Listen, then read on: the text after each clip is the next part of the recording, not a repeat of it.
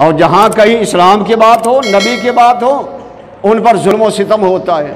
اب آپ دیکھ لیں، یہ جو لبیک کا نعرہ مارنے والے، یا رسول اللہ کہنے والے، اللہ کے نبی کو پکارنے والے تھے نا بھئی، نہ تو انہوں نے کچھ بھی نہیں کیا، نہ انہوں نے توڑ پھوڑ کی، نہ کچھ۔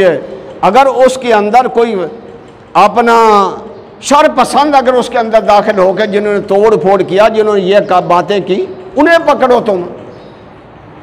اس کے بعد باقیوں کو گھروں کے اندر سے اٹھا کر لے گئے، اندر ڈال دیا۔ مہینے سے زیادہ دن ہو گئے، عیدیں بھی ان کی بیچاروں کی وہاں گزری، وہ پوچھنے والا بھی کوئی نہیں ہے۔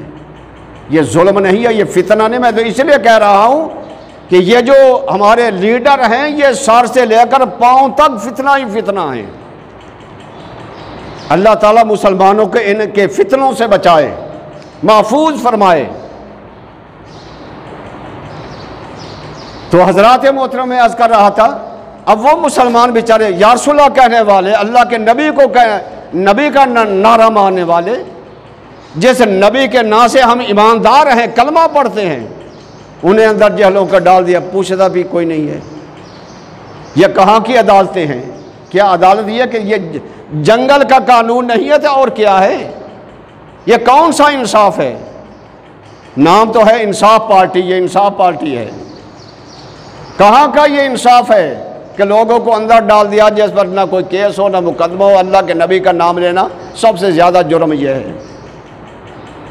اب بتاؤں کہ ان لوگوں کو ہم مسلمان کہیں گے یا منافق کہیں گے؟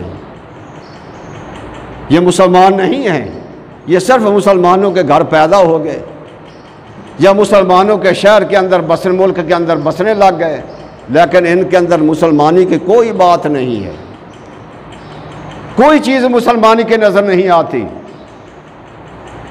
تو جب ان کی مسلمانی نظر نہیں آتی تو چاہے جو مرضی کر، پھر یہ سوچتے ہیں، میں یہ بھی بتا دوں،